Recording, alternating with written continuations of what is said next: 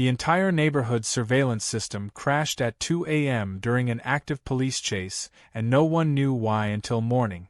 The bank at the corner had just been robbed, and all external security footage was black. One by one, people woke up to alerts that their garage doors had failed to open, motion lights were frozen, and the main security feed had gone completely offline. Meanwhile, HOA President Karen was uploading selfies to her social media in front of my roof, smiling like she just saved the neighborhood from an alien invasion. Except the only thing she did was paint over my solar panels with beige latex paint. Panels that powered the grid. Panels that fed the system. Panels that protected every one of those houses from break-ins and disasters. And she didn't just ruin my roof. She wrecked the neighborhood's only shield against the chaos lurking beyond our gate. I was woken by the frantic ringing of my backup system alerting me that all primary lines had failed. I stumbled out of bed and checked the server bank, which confirmed what I feared. The solar input had dropped to 0. At first, I thought maybe a bird fried itself again. It had happened before. But then I checked the roof cam. What I saw made me blink twice. Beige paint. Solid, consistent, shiny beige. Every panel had been deliberately painted over with roller marks still fresh in the video. The footage was time-stamped for just after midnight. My system had even captured the perpetrator. Wearing leopard print leggings, sunglasses at night, and a visor hat that looked like it came out of a tennis catalog from 1993, there she was, Karen, with a paint roller in one hand and a step ladder in the other, humming what sounded like an opera remix as she defaced my roof in the name of neighborhood beautification. It wasn't just vandalism. It was an act of ignorance so bold, so confidently executed, it could only have come from someone who believed they were untouchable. She had no clue the panels she destroyed weren't just powering my home's air conditioning or heating my pool. 5 years ago, when break-ins had skyrocketed, the HOA had approved a contract to install a solar-powered security system. It wasn't public knowledge which house the panels were on, for obvious reasons. But the entire setup, security cameras, backup lights, motion sensors, encrypted footage storage, it all ran through my hardware. I had designed it as a favor, on the cheap, with minimal funding. Because, unlike Karen, I actually cared about the community. I ran a quick scan. Everything was down. The firewall remained, thanks to an off-grid battery, but the cameras, lights, motion alerts, all dead. My phone buzzed. 2 voicemails. One from Officer Grant asking if I could provide overnight surveillance footage from the block cameras. Another from Mr. Delgado, whose garage door wouldn't open. Then texts started flooding in. Lights weren't working.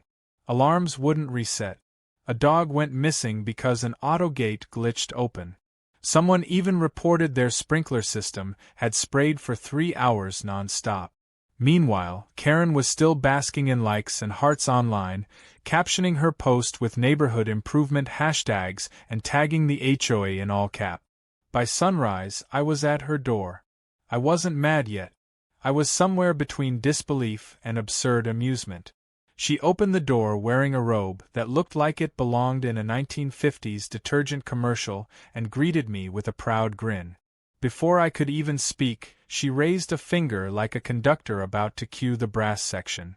She said she was glad I came by. Said she'd meant to talk to me about how my panels were a neighborhood eyesore, that their dark color clashed with the HOA-approved palette, and how she had taken it upon herself to enhance property values by neutralizing the visual pollution on my roof. She genuinely thought she'd done something right. Like she was the hero of the block.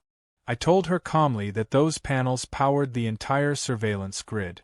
Her face flickered, but she recovered with a chuckle and said I was exaggerating. She thought they were just a few personal power toys. I showed her the footage. Her holding the paint.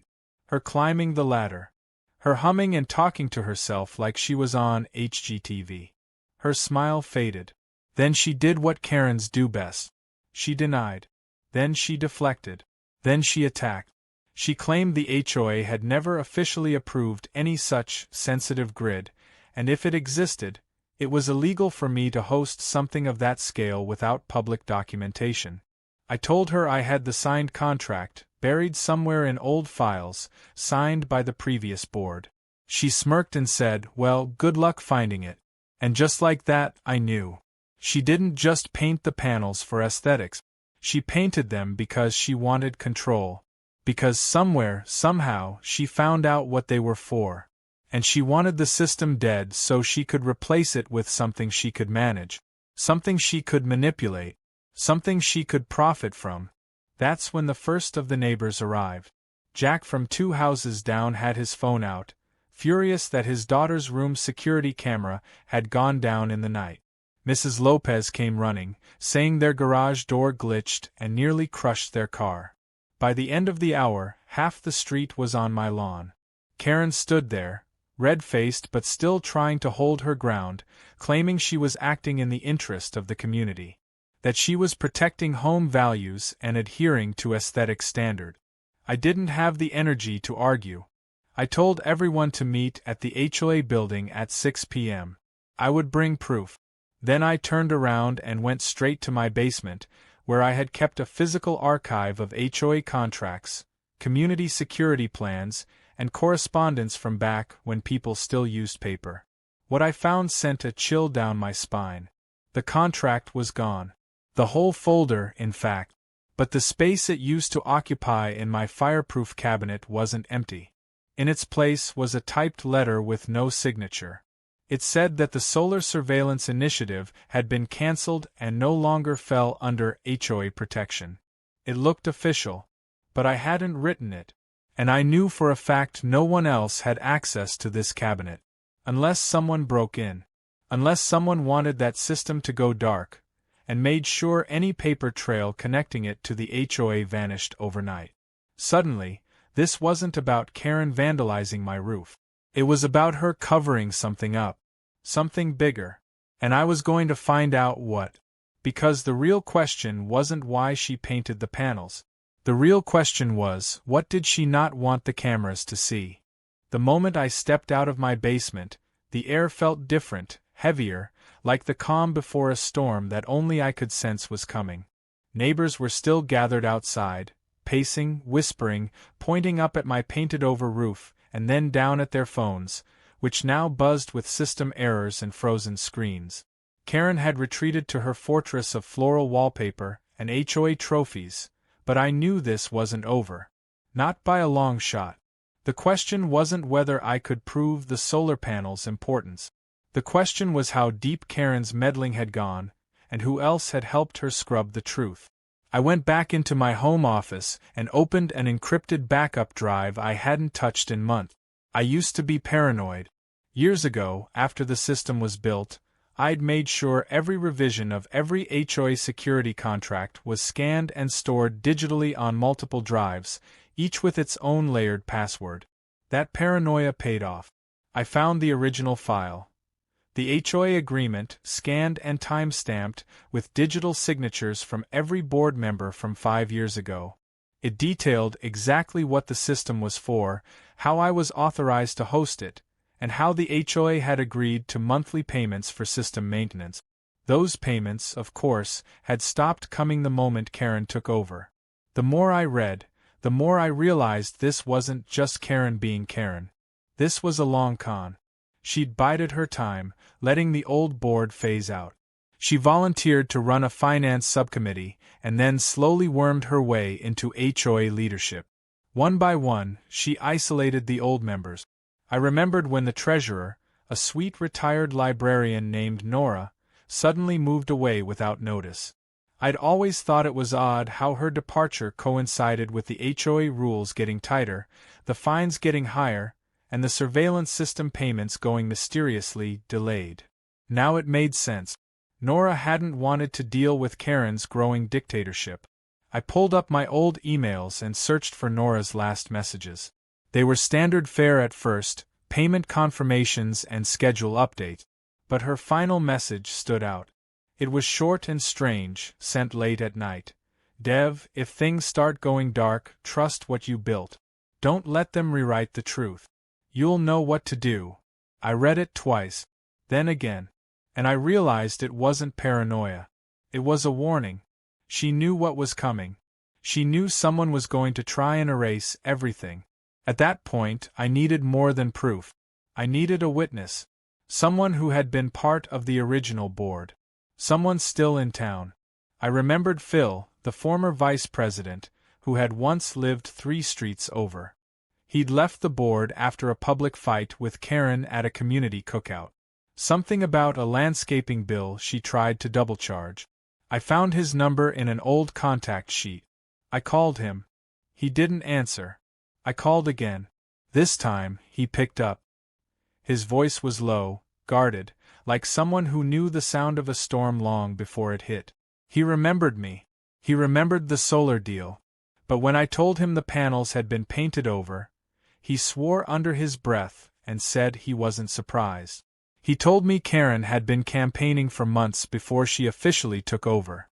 That she wanted a new image for the community and thought the security system made people feel unsafe because it projected fear. She pitched the idea that visible cameras and panels made the neighborhood look like a prison compound. That people would feel safer if they didn't see security. Classic Karen logic. Remove the protection to create the illusion of peace. Phil agreed to meet me before the HOA meeting. He said he still had some of his old files too. If I brought my evidence and he brought his, we'd have more than enough to shut her down. I thanked him and started preparing. I printed the documents I had, backed them up onto 3 separate drives, and uploaded the key points to a secure cloud account. Then I turned to the neighborhood group chat, usually a cesspool of recipe swaps and lawnmower complaints, and dropped a calm but powerful message. Tonight's HOA meeting will include proof of fraud, sabotage, and abuse of power. Please attend if you care about your home's security. No shouting. No drama. Just the truth. And it spread like wildfire. By the afternoon, my doorbell rang. It was Mr. Delgado and his teenage son. The older man looked tired, and the kid was red-eyed, frustrated. Their security alarm had failed during the night and the son's car had been broken into. Nothing major stolen, just tools and an old stereo, but it was enough. Enough to remind them why we had the system in the first place. I explained what had happened. Told them about the panels, the footage, the erased contract. Delgado shook his head slowly, like someone betrayed by a friend. Then he asked if he could help. I gave him a copy of the documents and asked him to keep them safe. Then I did the same with Jack next door. By evening, 6 homes had pieces of the truth in their hand. Even if Karen tried something, she couldn't silence all of us. The meeting that night was scheduled in the community center. Usually these meetings drew 15 people max. That night, the room was packed. Folding chairs were dragged out of closets. People stood against walls. Karen strutted in 10 minutes late wearing a blazer that practically screamed authority and holding a binder thick enough to choke a horse. She smiled, waved, and thanked everyone for coming to hear about her beautification updates. She started the meeting with a slideshow. Before and after pictures. Her smiling in front of various houses with trimmed hedges and neutral tones. Then came the photo of my roof. Her standing proudly before the beige-painted panels, arms wide like she'd just cleaned the Sistine Chapel. I didn't interrupt. I waited. Let her build her fantasy. Let her dig the hole. She even said, without a trace of irony, that she'd taken initiative to remove unauthorized installations that caused neighborhood stress. Then she opened the floor for questions, and I stood, calmly, slowly, holding a small remote in my hand. I walked to the front, plugged in my drive, and played the footage. The room fell silent. Karen's roller, her humming, her mumbling about symmetry, her joke to herself about how they'll thank me when the place looks like a resort. Then I displayed the original contract, projected across the screen for everyone to see. I highlighted her signature, the dates, the payment agreement. She tried to interrupt, claimed it was fabricated, that I had altered the documents, that the footage was deepfake. But then Phil walked in. Late, but not too late. He had a box in his arms. Paper documents, signed minutes, and original vote records. He passed them around, and Karen's face went from fire engine red to chalk white. People began murmuring. Then the retired judge, Mr. Wheeler, who usually slept through meetings, stood and asked for a formal vote of inquiry. The room erupted into agreement. Karen tried to shout them down, but she was already drowning in a sea of evidence and fury. By the end of the night, she wasn't in charge anymore. Not officially. But I could see in her eyes that this wasn't over. Not for her. She hadn't just lost control. She'd been exposed. And I had a feeling she'd do anything to get it back. The night after the HOA meeting, I didn't sleep. The victory felt hollow, unfinished, like I had just cut the head off a hydra and more were about to grow. Karen had been humiliated, sure, but something about her silence as she left that room stayed with me. She hadn't thrown a tantrum. She hadn't screamed or threatened. She'd just stared, cold and calculating, the way a gambler does when they know they've only lost the first hand. That quiet confidence wasn't something she wore by accident. It meant she still had something up her sleeve. And I couldn't afford to wait until she played it. I started reviewing the neighborhood security architecture again. The main solar-powered array was dead, obviously. The backup grid was functional but limited to emergency zones. I had built redundancy into the system, but not to account for sabotage. Still, I'd kept one thing secret. A hidden node. A tiny isolated feed that ran through a dummy panel disguised as an attic vent. It didn't power anything, but it recorded everything. I hadn't even mentioned it in the original design specs. It was my insurance, a last resort black box. I accessed the node and rewound the feed. Not just to the moment she painted the panels, but to the hours before that. What I found wasn't just Karen on a ladder. It was her walking back and forth between her car and a storage shed near the HOA office. The shed had been locked for years, supposedly used only for holiday decorations and folding tables. But she was hauling boxes into it. Not just one or two. 10, maybe 15. Large, heavy ones. The way she struggled with them, even with a dolly, told me they weren't filled with wreaths and plastic pumpkins. I enhanced the footage. On the side of one box, briefly visible before she turned it, was a small black symbol. A barcode and an abbreviation I recognized. It was from a security vendor. The same vendor the HOA had contracted with me to provide surveillance tech half a decade ago. There was no reason for Karen to have that equipment. Not unless she was planning to set up her own system. That was the only explanation that made sense. She wanted control. Not just over aesthetics. Over data. Over what people saw, what they didn't, who got flagged and who got ignored. A system she could manipulate, tailor, and perhaps monetize. I pulled the vendor record from my files. The company hadn't received an order from the HOA in years. But there had been a recent bulk purchase. Just 2 months ago. Made under a different name. One I didn't recognize. But the delivery address matched the community center. I knew I had to see inside that shed. But the HOA office and the grounds around it were under lock and key. Worse, after last night, I suspected Karen would double down on protecting her secret. I needed help. And I needed someone who wouldn't blink twice at the word illegal. So I called Joel, a former classmate of mine, now a cybersecurity contractor with a side gig in digital locksmithing. He owed me a favor, and I knew he'd find the idea of breaking into a suburban storage shed to be beneath him, which is exactly why he'd say yes. I told him I needed eyes and access. He asked one question: does it involve Karen? When I said yes, he laughed and said give him an hour. That evening, under the cover of dusk, we approached the shed. Joel had already hacked into the community Wi-Fi the moment we parked. He held up a tablet displaying a live feed from the office's front-facing cameras. He looped them with old footage from the night before, giving us a window. The shed had a digital padlock with a thumbprint scanner. Joel pulled out a tiny scanner of his own, pressed it to the reader, and ran an override script. The lock clicked open in under 20 seconds. Inside, it wasn't decorations. It was equipment. Racks of uninstalled cameras. Signal boosters. A hardwired server hub. Karen wasn't just planning to replace the system. She was already halfway through building a private one. One she hadn't told the board about. One funded by money that wasn't accounted for in the HOA budget report. Joel ran a scan and found that the server already had test footage stored, which meant it had been active. Quietly, without permission, he pulled the most recent clip and played it back. What we saw made my stomach drop.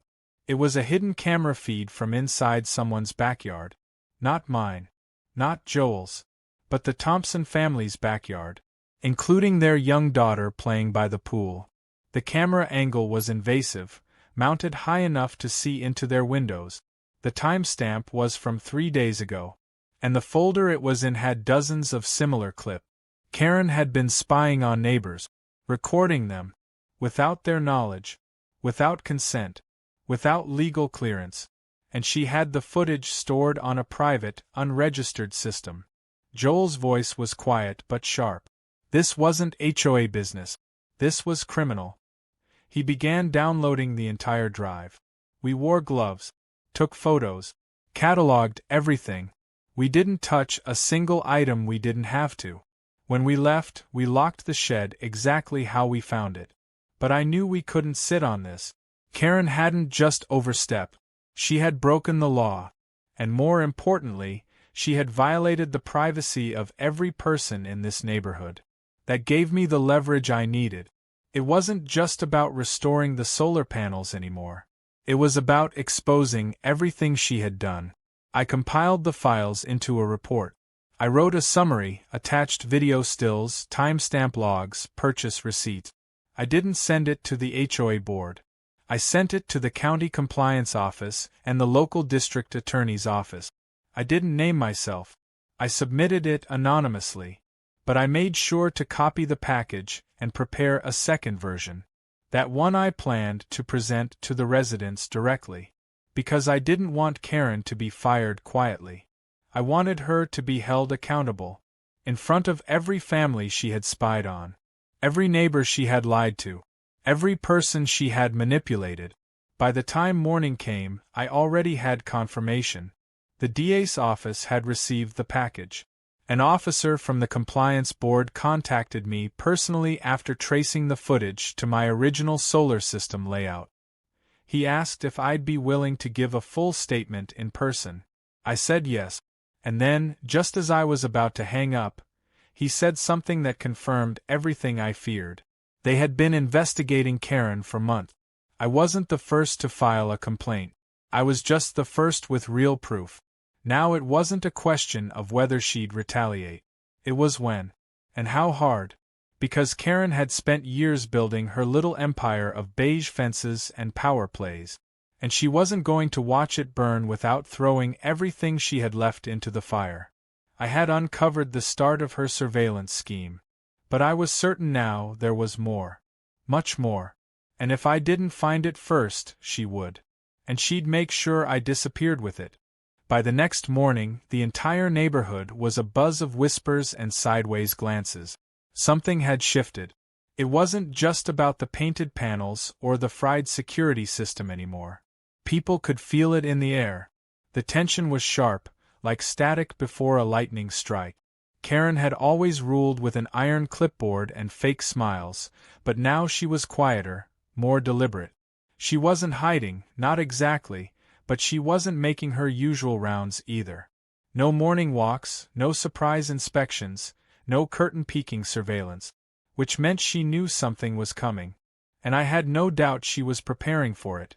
The only thing more dangerous than a petty tyrant is a petty tyrant backed into a corner. Especially one who believes she's the rightful queen of a suburban kingdom. I knew she wouldn't go down without a spectacle, so I had to get ahead of it. The footage from her secret surveillance system was already in the hands of the DA and the county board. That was good. But it wasn't enough.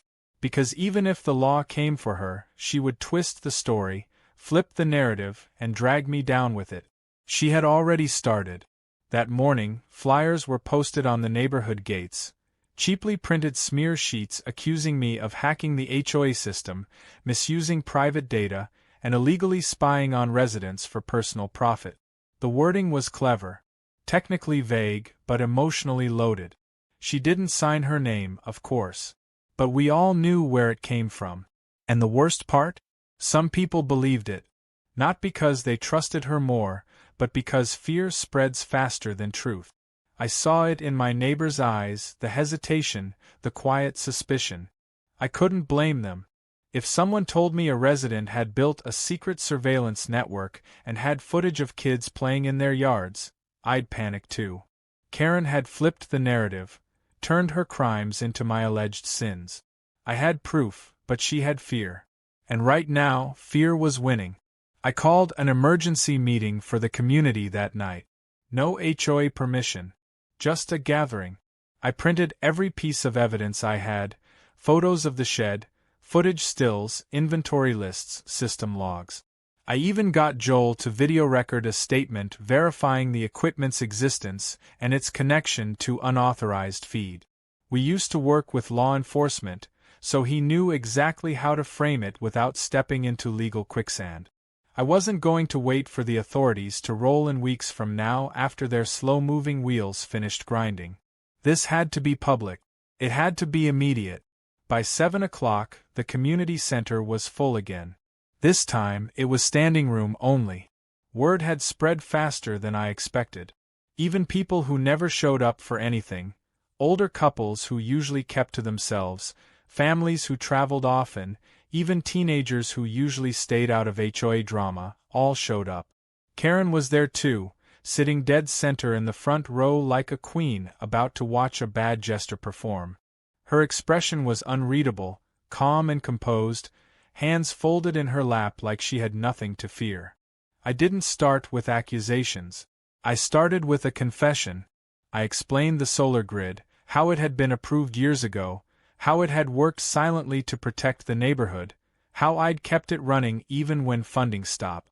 I explained how I'd discovered the sabotage, the painted panels, the shutdown. I walked them through the legal documents, the signed contract.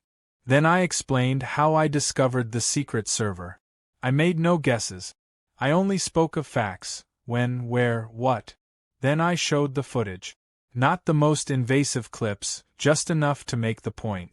Footage of driveways, backyards, private fences. Cameras placed without knowledge or consent.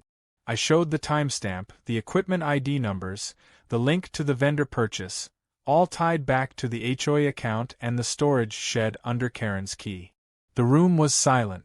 Some people gasped quietly. A few stood, clearly disturbed. Karen didn't move, didn't blink, but I saw her throat tense. Then she stood and asked if she could speak. I told her this wasn't a trial. No one here was a judge or jury. Just neighbors. She stepped up anyway. She spoke calmly, deliberately, saying that she had only intended to upgrade the neighborhood's protection. That my system had become outdated, unreliable, and undocumented. She claimed I had refused to cooperate with modernization efforts, and had left security gaps that put everyone at risk. That her temporary system was meant to fill those gaps, and that she had no idea some test cameras were accidentally recording private areas. That she had planned to notify the board before going live.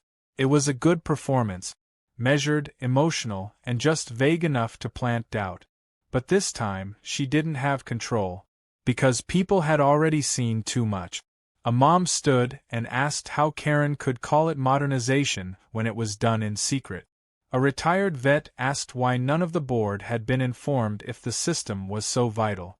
A teenager raised his hand and asked, in front of everyone, why one of the cameras had been pointed at his sister's bedroom window. That question shut the room down. Dead silent. Karen's composure cracked, just for a second. Her smile faltered. She started to speak again, but no one was listening anymore. Someone called for a vote. Not official. Just a show of hands. Do we trust Karen to continue as president of the HOA? Not a single hand went up. Another vote. Should a formal request be submitted for county intervention and oversight? Every hand went up. Karen turned and left the room without a word. No one stopped her. No one looked her in the eye. Outside, as the crowd slowly dispersed, I stood on the steps and let the cold air bite through my shirt. Phil came over and clapped me on the back. He said he hadn't seen the community come together like this in years. I nodded, but I couldn't shake the unease. Karen had lost this round, yes. But she still had access to whatever else she'd built. And if she'd gone this far, who knew what she'd hidden? The shed was just one piece. The painted panels, the secret server. Those were bold moves, yes, but they were also distractions. If she was willing to frame me and risk federal violations, it meant there was something bigger. That night, I received an anonymous email.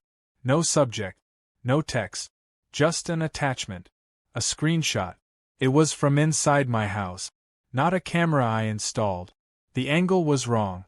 High, tucked behind a shelf, aimed at my office desk. I felt my blood run cold. The timestamp was from earlier that week. Before the HOA meeting. Before I exposed anything. Karen hadn't just been watching the neighborhood. She'd been watching me. Which meant the game wasn't over. It had just entered a far darker level.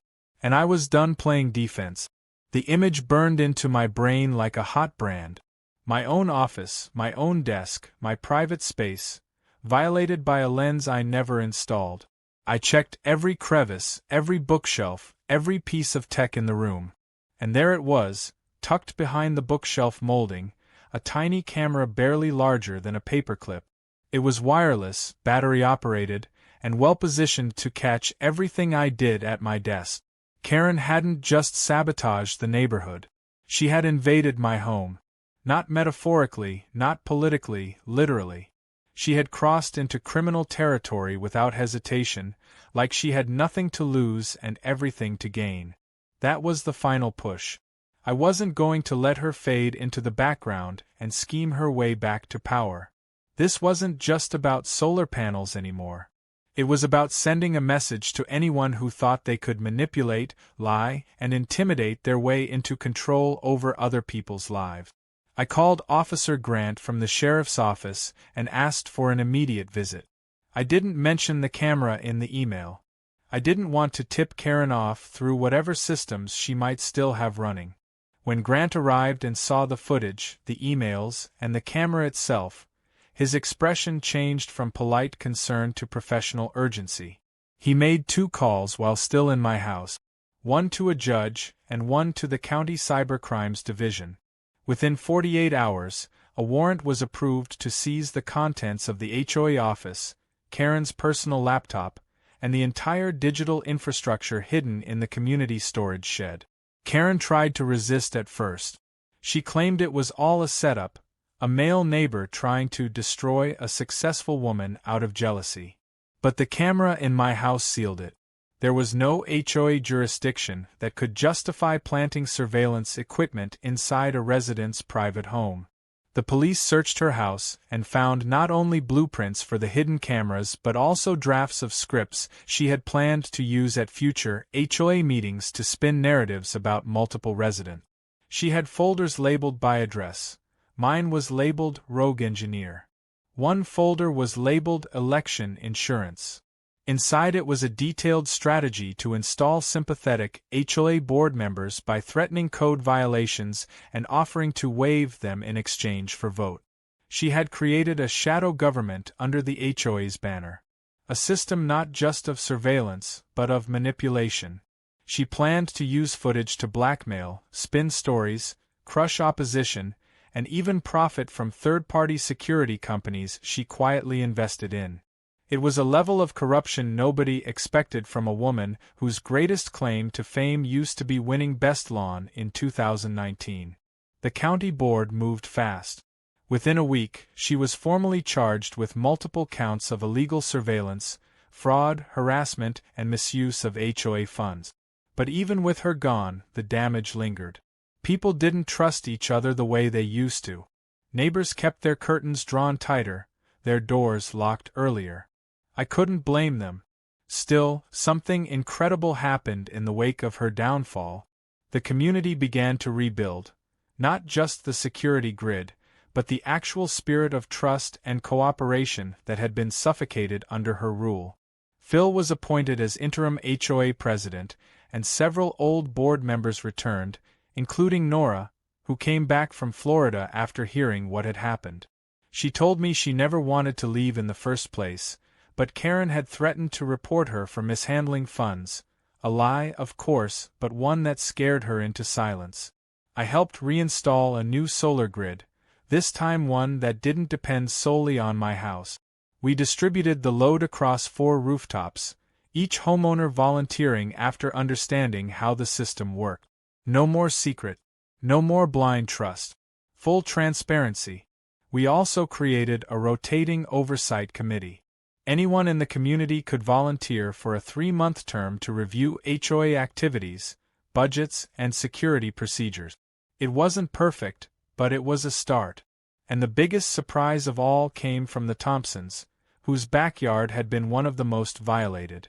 They offered to fund a legal action group designed to educate HOAs across the state about digital boundaries, surveillance laws, and resident rights. They wanted what happened here to be a warning, a blueprint for preventing similar abuse elsewhere. As for me, I declined a permanent board position, though they offered more than once. I told them I worked better in the background, quietly, watching. Not in the creepy Karen sense, but in the way a community watchdog should function. Unobtrusive, but always present. Still, the night before the new system went live, I stood on my roof, looking out over the neighborhood. The panels gleamed black again, newly installed, untouched by beige paint or petty tyranny. And I felt something I hadn't felt in a long time, peace. But the story didn't quite end there. A few weeks later, I received a certified letter with no return address. Inside was a small flash drive and a note. The handwriting was messy but familiar. The note read, "You won this time."